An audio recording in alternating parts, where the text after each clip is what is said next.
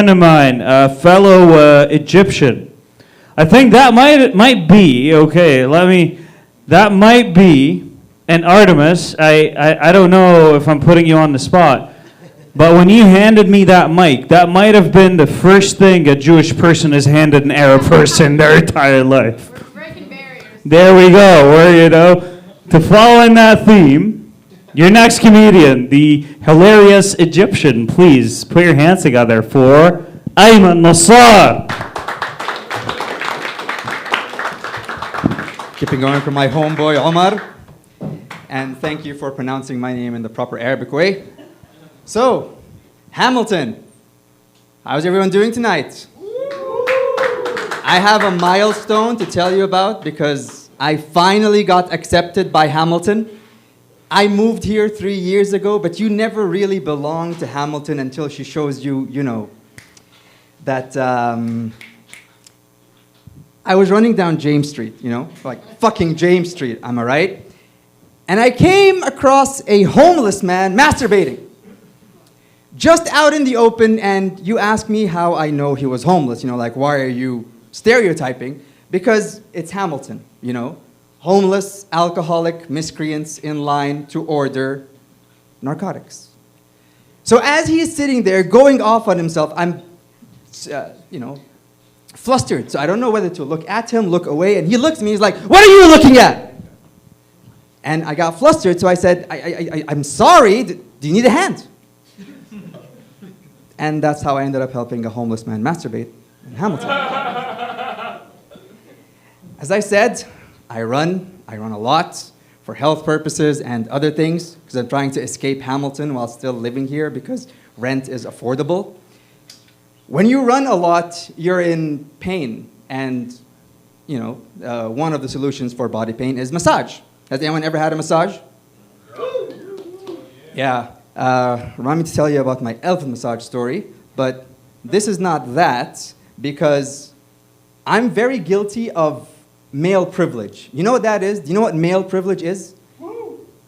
Thank you. You understand. It's when you do things because you think, what's the worst that can happen? Like, if I'm in Cuba and I'm walking in the streets where I know no one, okay, and this person starts calling me out and he says, sir, hello, do you remember me? And I'm like, I have no idea who the fuck you are.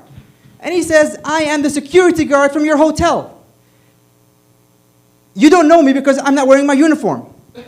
And I'm like, yes, exactly. Because in the contract to be a security guard, it says that you have to take care of the patrons when they are outside.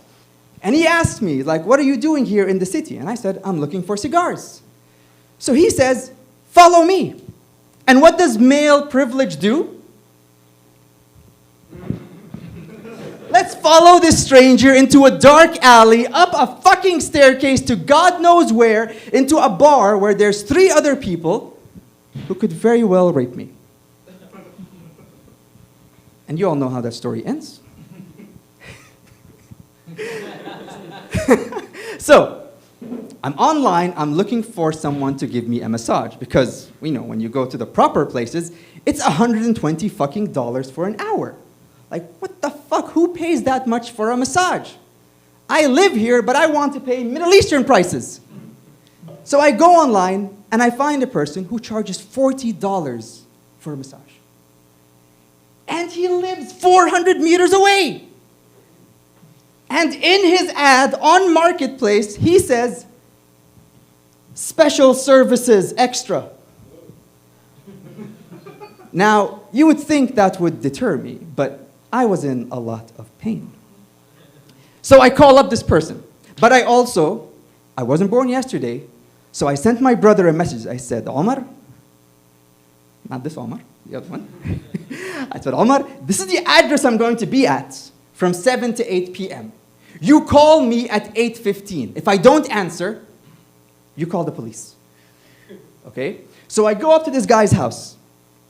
He buzzes me in. I go up. I walk in the door. And the first thing he says is, take off your clothes.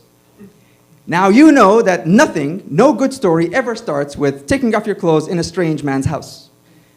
And no position of power ever prepares you when you're lying face down and ass up in the air, in your underwear, in this stranger's living room. And you know how they're all talking about the Epstein files and that, Epstein Island was a front for the Mossad? I guarantee you it definitely was, because when that guy was working on my calves, I was ready to condemn Hamas. I was ready to tell them where all the hostages were. I was ready to give up my own mother for the pain to stop.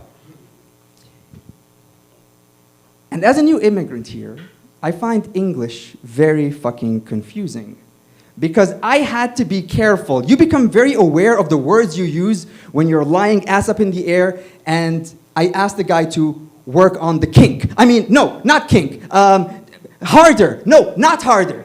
Okay? You lose track of your fucking English linguistics. But nothing sets it up more than when you hear the words easy. Like something is easy. What are the euphemisms for easy? Walk in the park, piece of cake. Have you ever heard of cakewalk? I never had when I moved here. I thought it was made up. So when I first heard it, I thought it was made up by our friends from India. And actually, I forgot where I'm going with this. Okay, Omar, come on up here. Everyone, bring it up for Omar. Yeah, that's it. Ayman, everyone. Yeah, having a bad, happy ending experience. Yeah, I don't know. All right, how's the energy, man? I feel like everyone's out there. Can you guys hear me out there? Yeah, you can, right? What are they talking about? Yeah, I don't. Can they hear me? Yeah. Faye? Yeah. Okay, never mind. I'll go get them when. I just Vikas, I really like your brother. I really wanted them to be here for you, but they don't want to be here for you because you know what? They don't care about diversity. They don't care about people that look like us. So everyone in here, you do care about people that look like us. If you support diversity, you're gonna give it up for this guy.